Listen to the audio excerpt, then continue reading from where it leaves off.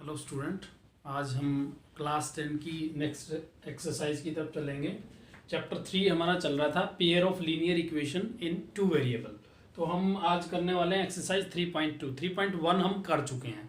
तो 3.2 एक्सरसाइज का जो फर्स्ट क्वेश्चन है वो क्या कह रहा है स्टूडेंट, इसमें फर्स्ट क्वेश्चन में लिखा है कि 10 स्टूडेंट, फर्स्ट का ही फर्स्ट पार्ट है, ये कह रहा है कि 10 स्टूडेंट ऑफ क्लास 10, क्लास 10वीं के 10 स्टूडेंट हैं, to part in a mathematics quiz. Mathematics के क्विज में उन्होंने पार्टिसिपेट किया है। If the number of girls is 4 more than the number of boys. Number of boys से लड़कियों की जो नंबर ऑफ गर्ल्स हैं वो 4 ज्यादा हैं। Find the number of boys and girls who took part in the quiz. आपको बताना है नंबर ऑफ बॉयज और नंबर ऑफ गर्ल्स जिन्होंने पार्टिसिपेट किया है। किस तरीके से बताना है, ऊपर जो लिखा हुआ है उसमें कह रहा है कि form the pair of linear equation in the following problems and find their solution graphically. ये सॉल्यूशन जो निकालना है, find the number of boys and girls who took part in the quiz, ये आपने ग्राफिकली निकालना है। इस तरीके से नहीं करना है, मतलब आपने पहले तो एल्जेब्रिकली इसको एक्सप्रेस करना है इक्वेशंस में, उसके बाद आपने इसका सॉल्यूशन ग्राफिकली फाइंड आउट करना है। तो सबसे पहले हम क्या करेंगे, इसको हम ग्राफिकली रिप्रेजेंट करेंगे। तो जब हम pair of linear equation 2 variable में कर रहे हैं तो 2 वेरिएबल लेट करेंगे। तो लिखेंगे let the number of boys हमने ले लिया bx, ठीक है, and let the number of girls be y। Number of boys हमने कह दिया x और नंबर ऑफ बॉयज कह दिया हमने y। अब ये अकॉर्डिंग टू कंडीशन जो क्वेश्चन में दी हुई है, अकॉर्डिंग टू कंडीशन या क्वेश्चन कहें, अकॉर्डिंग टू कंडीशन, जो फर्स्ट कंडीशन है वो क्या कह रहा है कि 10th क्लास के स्टूडेंट हैं, उन्होंने मैथमेटिक्स क्विज में पार्टिसिपेट किया है। ये कह रहा है 10 स्टूडेंट हैं क्लास 10 के। तो टोटल नंबर ऑफ स्टूडेंट कितने हैं आपके पास, 10 स्टूडेंट हैं। तो आप लिखेंगे according to questions, according to condition, ये क्या आ गया, number of girls, number of boys कितने हैं, x है, नंबर ऑफ गर्ल्स कितनी है, y है।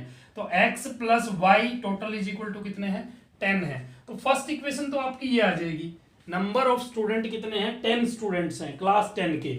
उसके बाद कह रहा है number of girls is 4 more than the number of boys, यानी नंबर ऑफ बॉयज कितना है, x है, नंबर ऑफ गर्ल्स कितनी है, y। अब ये कह रहा है कि जो नंबर ऑफ गर्ल्स हैं वो 4 ज्यादा हैं, यानी y जो है, नंबर ऑफ जो गर्ल्स हैं वो 4 ज्यादा हैं।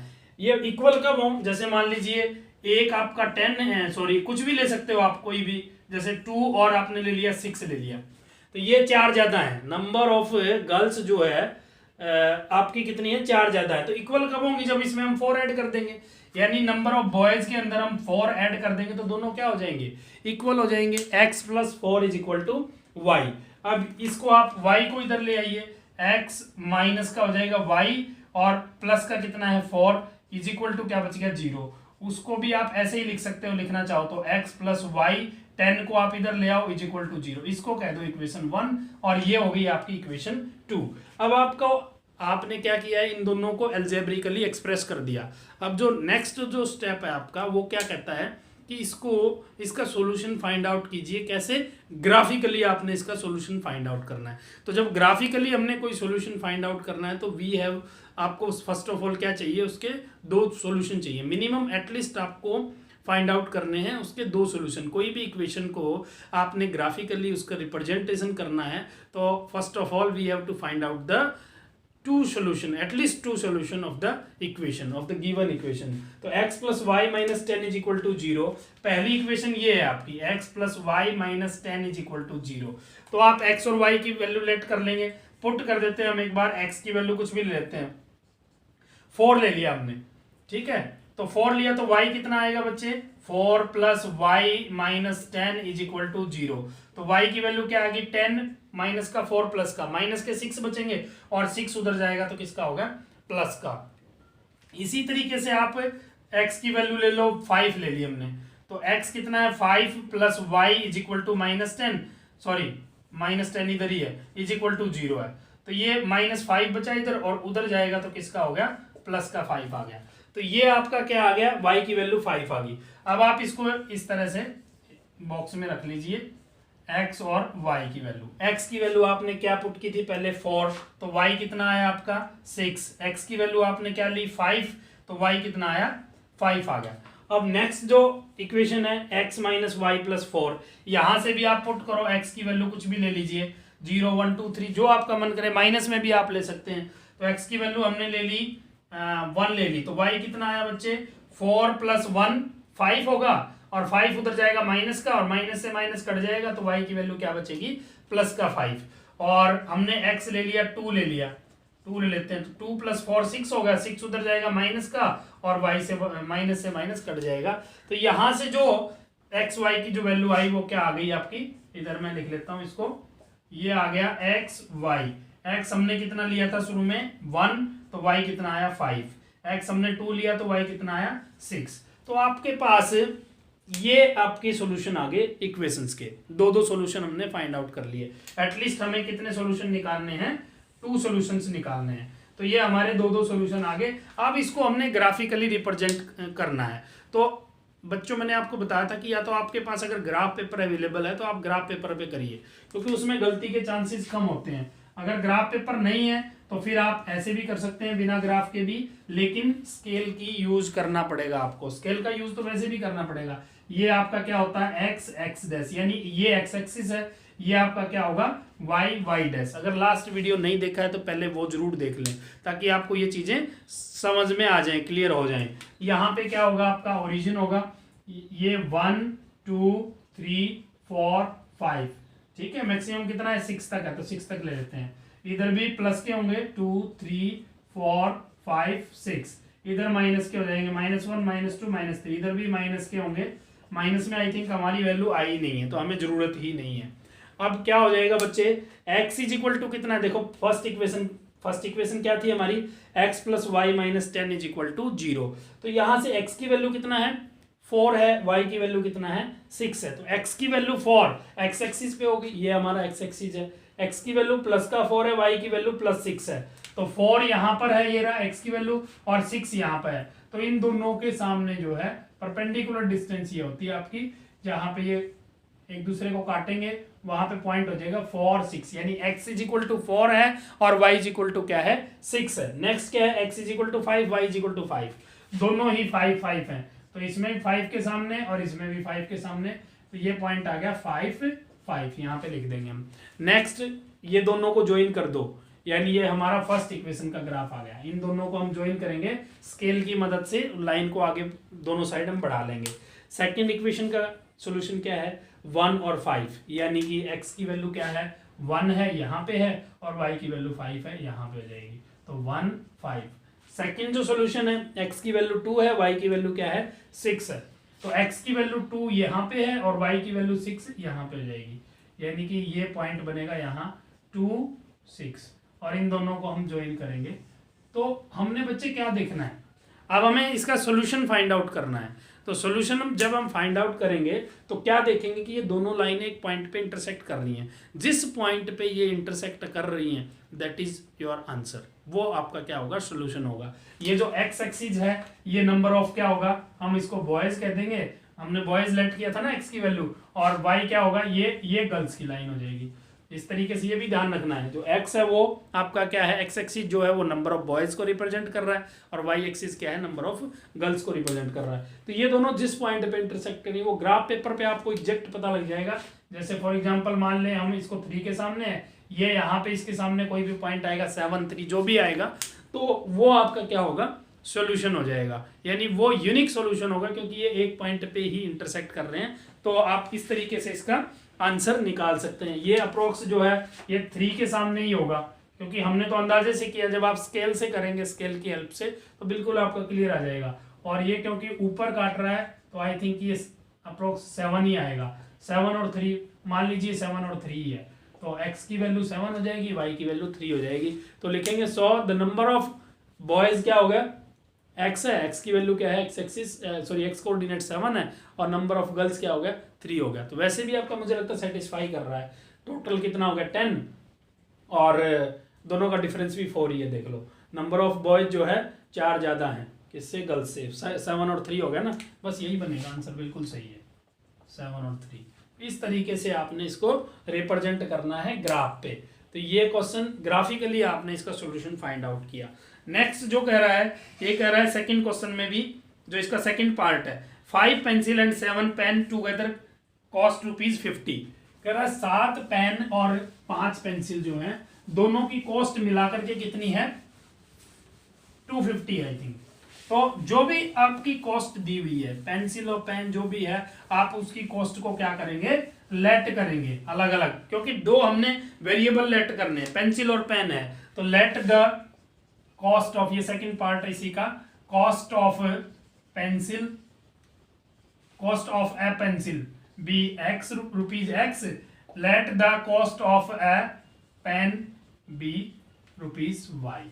ये हमने लेट कर लिया। अब जो फर्स्ट कंडीशन है उसमें कह रहा है 5 पेंसिल हैं और 7 पेन है, दोनों को मिलाते हैं तो 50 रुपीज के आते हैं। 5 पेंसिल, तो 5 पेंसिल कितने की हो जाएंगी, 5x की, और 7 पेन है तो कितने के हो जाएंगे, 7y के, और टोटल मिलाकर के कितना है, 50 है। फिर नेक्स्ट जो है कंडीशन, उसमें कह रहा है 7 पेंसिल और 5 पेन है, उल्टा है, 7 पेंसिल हैं और 5 पेन हैं, वो दोनों को मिलाते हैं तो वो कितने के आते हैं, वो आपके आते हैं 46 के। तो आपने क्या निकालना है, find the cost of 1 pencil and that of 1 pen. एक पेन और एक पेंसिल की कॉस्ट आपको फाइंड आउट करनी है। तो हमने क्या करना है, ग्राफिकली ही फाइंड आउट करनी है, ये चीज़ हमने ध्यान रखनी है, ग्राफिकली हमने इसका सोल्यूशन फाइंड आउट करना है। तो आप कैसे करेंगे इसको बच्चे, हमने वही उसी तरीके से जो है एक्स और वाई के सोल्यूशन फाइंड आउट करने, दो यानी दोनों इक्वेशंस के एटलीस्ट 2 सोल्यूशन निकाल लेंगे और ग्राफ पेपर पे उसी तरीके से हम उसको ग्राफिकली रिप्रेजेंट करेंगे।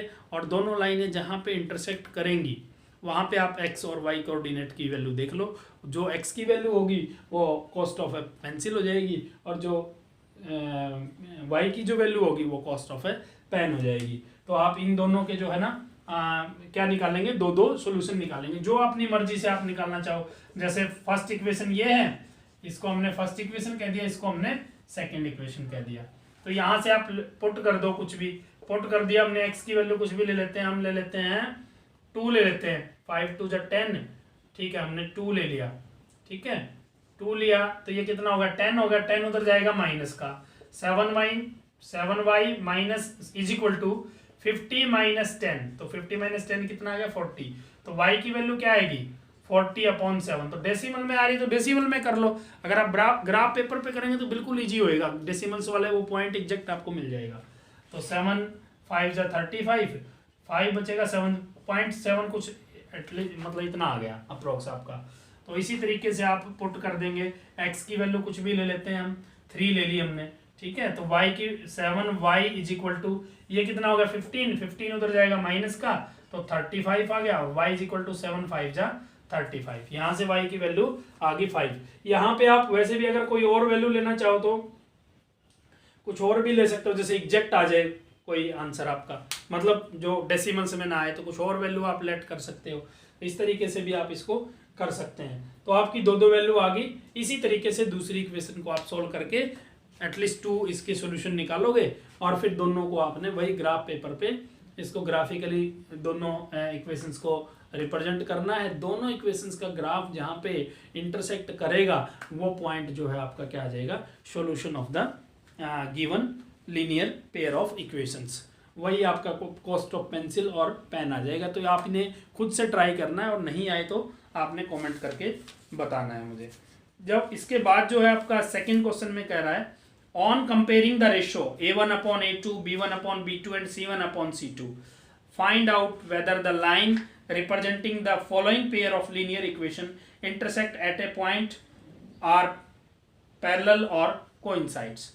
ये कह रहा है कि आपने कंपेयर करना है, किसको कंपेयर करना है, a1/a2 b1/b2 c1/c2 को, क्योंकि जो आपकी लीनियर इक्वेशंस के जो पेयर ऑफ लीनियर इक्वेशन होती हैं उनकी जो स्टैंडर्ड फॉर्म होती है वो इस फॉर्म में होती हैं, a1 a2x plus b2y plus c2 is equal to 0।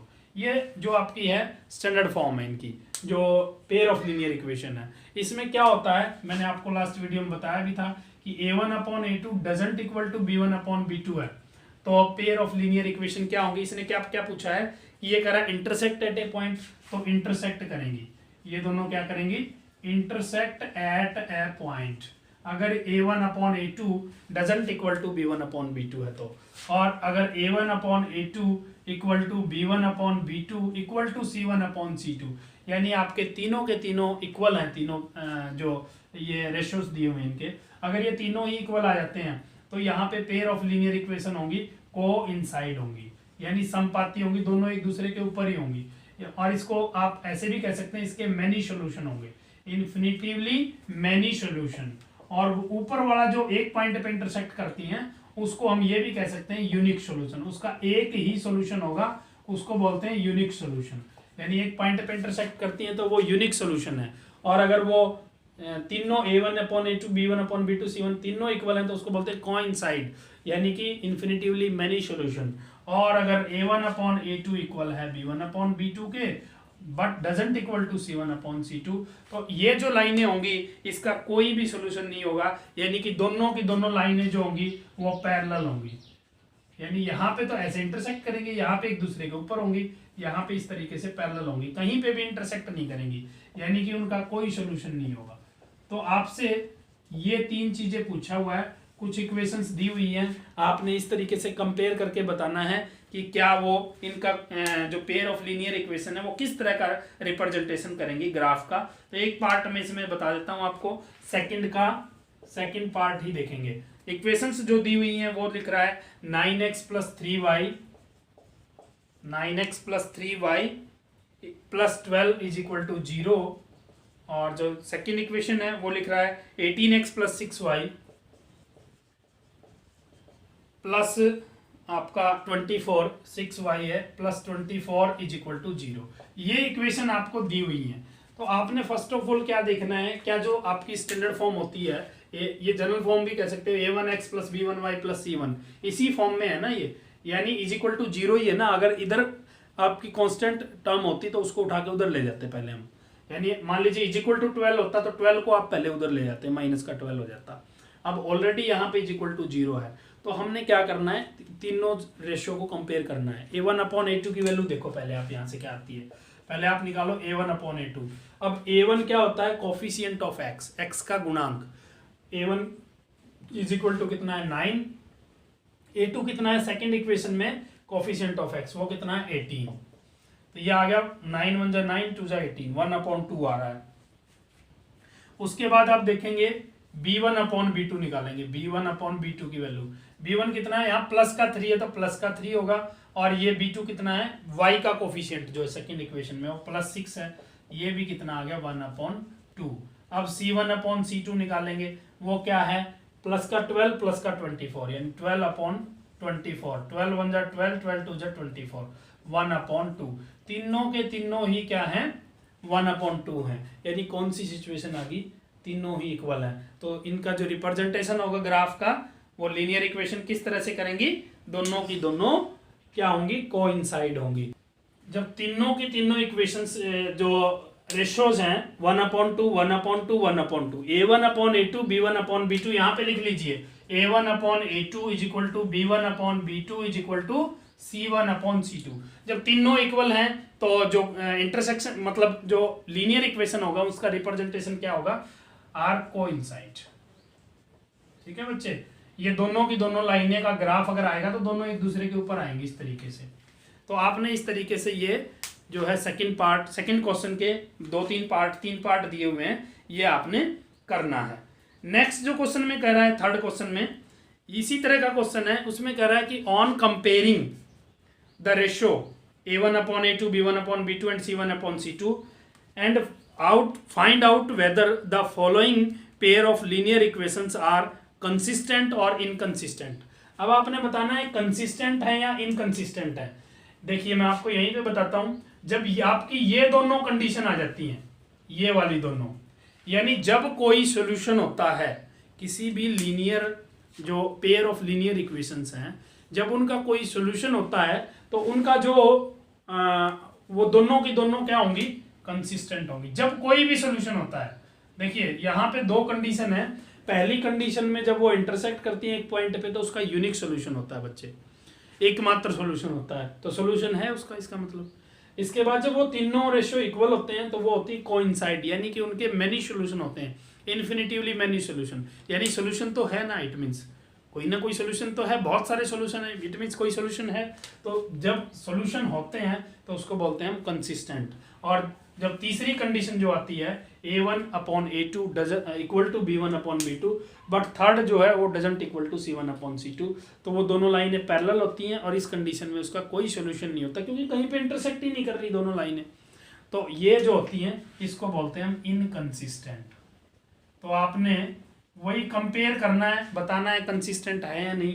अगर ये दो सिचुएशन आ जाती हैं ये वाली, तो ये जो दोनों सिचुएशन आएंगी तो इस सिचुएशन में होगा कंसिस्टेंट, और जब ये सिचुएशन आती है तो आपका होगा इनकंसिस्टेंट। तो थर्ड क्वेश्चन में आपने बताना है कि pair of linear equations consistent हैं या इनकंसिस्टेंट हैं।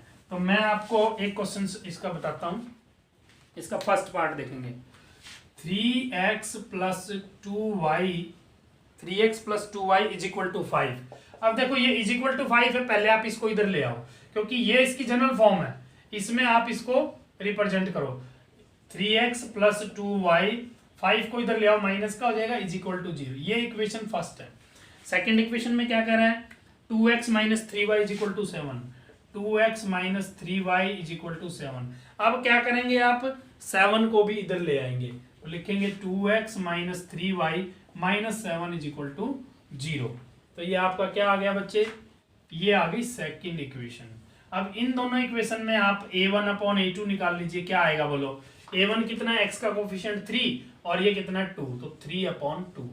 उसके बाद कोमा लगा करके या नीचे लिख लीजिए B1/B2 कितना आ गया बच्चे, ये कितना है प्लस का 2 और ये कितना माइनस का 3, यानी 2/-3। ये 3/2 है, ये 2/-3 है।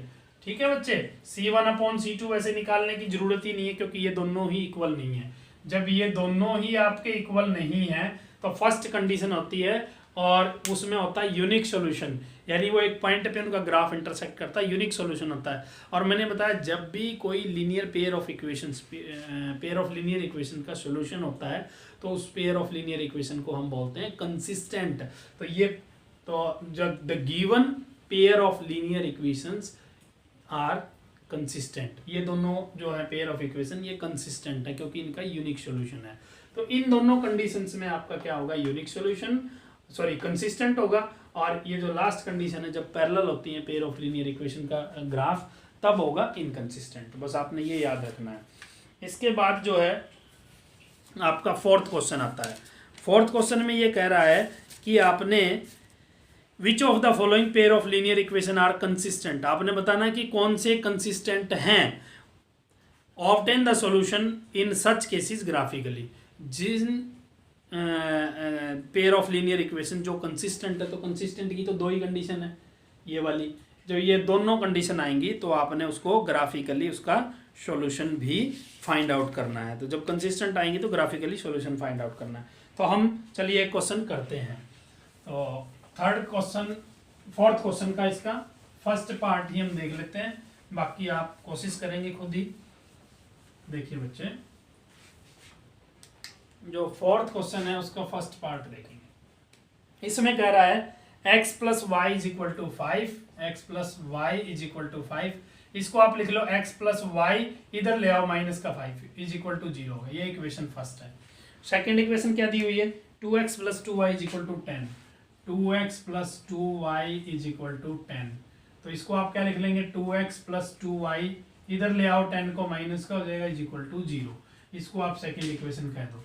वैसे तो हम क्या देख रहे हैं, इसमें से 2 कॉमन भी आ रहा है। देखो 2 यहाँ भी है, यहाँ भी है, 2 से ये भी डिवाइड हो जाएगा और 2 को उधर ले जाएंगे तो 0 के डिवाइड में 0 ही हो जाएगा वो। तो आप इसमें देख रहे हैं कि सेम ही बन जाएंगी फिर तो इक्वेशन। या तो आप इसको सेम ही बना लीजिए, यानी इसको आप क्या करोगे, 2 कॉमन ले लीजिए। यहाँ क्या बच गया x, यहाँ क्या बच गया y, यहाँ 2 5 जा 10 इज इक्वल टू 0। यानी ये क्या आ गया, x + y - 5, 2 उधर जाएगा 0 के डिवाइड में, क्योंकि यहाँ मल्टीप्लाई में, उधर जाएगा डिवाइड में। तो ये क्या आ गया, इसको इक्वेशन 2 कह दो आप। अब देखो इक्वेशन 1 और इक्वेशन 2 दोनों की दोनों क्या है, सेम ही है। यानी आपका A1/A2 क्या आ गया बच्चों, ये 1 है, इसका कोफिशिएंट भी 1 है, 1/1। B1/B2 निकालेंगे, वो भी क्या आ गया 1/1। ठीक है बच्चे। C1/C2 भी क्या आ गया, -5/-5, वो भी क्या आ गया कट के 1/1, यानी तीनों ही इक्वल हैं। जब आपके तीनों इक्वल होते हैं रेशियोज, तो क्या होता है, जब तीनों इक्वल होते हैं तो कोइंसाइड होता है, वो जो उसका ग्राफ होगा वो कोइंसाइड होगा, यानी कि ये क्या होंगी, इन्फिनिटिवली मैनी सॉल्यूशन होंगे, और जब कोई सॉल्यूशन होता है तो उसको हम बोलते हैं कंसिस्टेंट। तो लिखेंगे the pair of linear equation, pair of linear equation जो है इज कंसिस्टेंट। वो क्या है, pair of linear equation consistent है। तो इसको आपने ग्राफिकली, दोनों का ग्राफ सेम ही आएगा क्योंकि एक दूसरे के ऊपर ही बनना है, तो आप जो है एक दो वैल्यूज निकाल करके वही एक्स वाई की और इसका ग्राफ बना दो। बस जो उस लाइन पे जितने भी पॉइंट होंगे, क्योंकि दोनों लाइनों का ग्राफ सेम ही है ना, तो उस लाइन पे जितने भी पॉइंट हैं, इन्फिनिटिवली मैनी सॉल्यूशन होंगे इसके, तो जितने भी पॉइंट उस लाइन के ऊपर लाई करेंगे वो सारे के सारे इसके क्या हो जाएंगे, सोल्यूशन हो जाएंगे। तो ये इस तरीके से आप जो है इसको कर सकते हैं। एक पार्ट और हम इसका देखते हैं, फोर्थ पार्ट। फोर्थ पार्ट देखेंगे बच्चे, फोर्थ पार्ट। इसमें क्या कह रहा है, जो फोर्थ पार्ट है उसमें लिखा है कि 2x - 2y, उसके बाद कह रहा है -2 = 0, फिर कह रहा है 4x - 4y - 5 = 0, 4x - 4y - 5 = 0। ये दो इक्वेशन दी हुई हैं, ये पहली इक्वेशन है, ये दूसरी इक्वेशन है। तो वही निकालो आप, A1/A2, वो कितना है बच्चे 2, ये 4 है, 2/4 यानी कि क्या आ गया 1/2। अब निकाल लीजिए B1/B2, ये कितना है B1 -2 है और वो कितना है -4 है बच्चे, माइनस से माइनस कट जाएगा, 2 2 जा 4, 1/2 आ गया ये भी। और C1/C2 कितना आ गया बच्चे, ये कितना -2 और वो कितना है -5, यानी माइनस से माइनस कटेगा 2/5, ये 1/2, ये 1/2, ये 2/5, यानी कि क्या आ गया, here we see that A1/A2 equal है B1/B2 के, बट C1/C2 डजंट इक्वल, क्योंकि ये तो 2/5 है। तो इस कंडीशन को हम क्या बोलते हैं, ये इसमें कोई सोल्यूशन नहीं होता, नो सोल्यूशन, यानी कि जो ग्राफ होता है इसका क्या होगा, वो लाइनें क्या होंगी, पैरेलल होंगी, कोई सोल्यूशन नहीं होगा। तो लिखेंगे the pair of linear equation, the pair of linear equation, given भी लिख सकते हो, the given pair of linear equation is inconsistent. और आपने ग्राफ कब रिप्रेजेंट करना था, सॉल्यूशन कब निकालना था, जब कोई सॉल्यूशन होगा तभी तो आप उसका सॉल्यूशन निकालोगे। अब इसी कंडीशन में कोई सॉल्यूशन है ही नहीं इसका, तो आपने इसको ग्राफ बनाने की जरूरत नहीं है, ये क्वेश्चन यहीं पे खत्म हो जाएगा आपका। तो इस तरीके से आपने जो है ये फोर्थ क्वेश्चन कंप्लीट करना है। इसके बाद जो है इसमें फिफ्थ क्वेश्चन हम देखते हैं, फिर आप जो है सिक्स्थ क्वेश्चन आप खुद कोशिश करेंगे, फिफ्थ क्वेश्चन हम आपको करवा देते हैं। फिफ्थ क्वेश्चन पढ़ेंगे बच्चे हम देखेंगे क्वेश्चन नंबर 5। अब क्वेश्चन नंबर 5 में क्या कह रहा है, ये लिखा है half the perimeter of a rectangle. एक रेक्टेंगल है, उसका पेरीमीटर का हाफ जो है, rectangular garden whose length is 4 metre more than its width, इसकी विड्थ से इसकी लेंथ जो है 4 मीटर ज्यादा है। फिर कह रहा है इज 36, क्या है वो 36, वो है हाफ द पेरीमीटर, पेरीमीटर का हाफ कितना है 36 है। Find the dimension of A garden, तो हमने गार्डन की डायमेंशन फाइंड आउट करनी है, यानी लेंथ और विड्थ या ब्रेथ कहें एक ही बात है, वो फाइंड आउट करनी है। तो हम लिखेंगे लेट द लेंथ ऑफ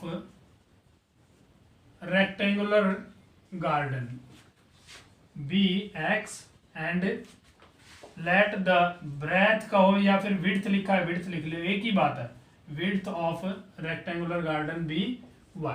हमने ले लिया, मीटर में है तो मीटर में ले लीजिए, क्योंकि आपका ये हाफ ऑफ पेरीमीटर क्या दिया हुआ है, मीटर में दिया हुआ है। अब देखो पेरीमीटर क्या होता है, रेक्टेंगल का पेरीमीटर क्या होता है, कोई भी टाइप की शेप हो उसका पेरीमीटर होता है सम ऑफ ऑल साइड, सारी साइड का आपको सम करना है। तो इसमें रेक्टेंगल में 4 साइड होती है, 2 टाइम्स लेंथ आती है, 2 टाइम ब्रेथ आती है, तो 2 × L + B कह सकते हो आप, 2 × लेंथ प्लस ब्रेथ, तो 2 × लेंथ प्लस ब्रेथ, ये हो गया पेरीमीटर। लेकिन ये कह रहा है half the perimeter, half the perimeter कितना है, इज 36, तो वो कितना हो गया इसका हाफ करेंगे हम, इसका हाफ करेंगे, वो इज इक्वल टू कितना है बच्चे 36 है। ये 2 से 2 कट जाएगा, यानी x plus y is equal to क्या आ गया 36 आ गया। तो बच्चे यहाँ से क्या आ गई हमारी फर्स्ट इक्वेशन आ गई x plus y is equal to 36। अब हमने क्या करना है, जो इसी में जो ये लाइन लिखी है ये कह रहा था कि half the perimeter of a rectangular garden whose length क्या है is 4 metre more than its width.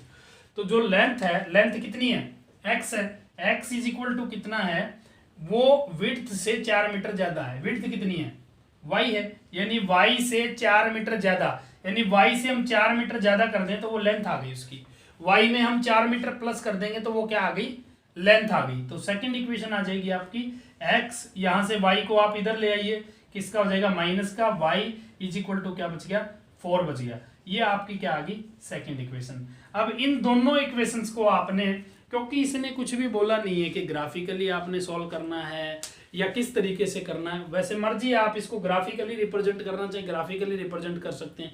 आपको बोला है कि लेंथ और इसकी विड्थ या ब्रेथ जो भी है वो फाइंड आउट करनी है, तो आप इसको जैसे मर्जी कर सकते हैं, लेंथ विड्थ निकालनी है आपको, तो जिस तरीके से भी आप सोल्व कर सकते हैं। तो इसमें ईजी रहेगा कि हम इसको एलिमिनेशन मेथड लगा दें, वैसे नेक्स्ट एक्सरसाइज में हम उसको पढ़ेंगे। तो ये क्योंकि साइन इसका अलग अलग है, दोनों को हम ऐड कर देते हैं, एडिंग इक्वेशन 1 और 2। तो y से y कट जाएगा, x और x कितना होगा 2x और उधर कितना होगा 40। तो x की वैल्यू कितनी आ गई 2 से हम इसको डिवाइड कर देंगे, आ गई 20।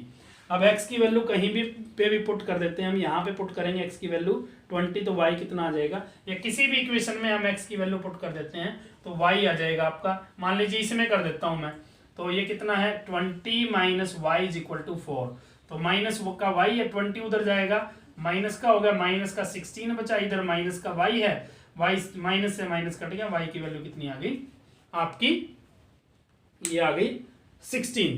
तो लेंथ कितनी आ गई 20 मीटर और आपकी विड्थ कितनी आ गई आपकी 16 मीटर। इस तरीके से आप जो है इसकी लेंथ और ब्रेथ विड्थ निकाल सकते हैं, क्योंकि आप इसमें देख लो 4 मीटर ज्यादा है लेंथ जो है इससे, विड्थ से 4 मीटर मोर देन है, ये 16 है ये 20 है, और दो हाफ ऑफ द पेरीमीटर कितना है 36, दोनों का सम करो कितना है 20 प्लस 16 36 2 जा 72, पूरा पेरीमीटर कितना होगा 72, उसका हाफ करेंगे तो कितना आ जाएगा 36 आ जाएगा। तो वही आपसे पूछा था, बताया था इसने कि हाफ ऑफ द पेरीमीटर कितना है 36 है। तो इस तरीके से आप जो है इस क्वेश्चंस को कर सकते हैं, बड़ा इजी है और अच्छा क्वेश्चन है।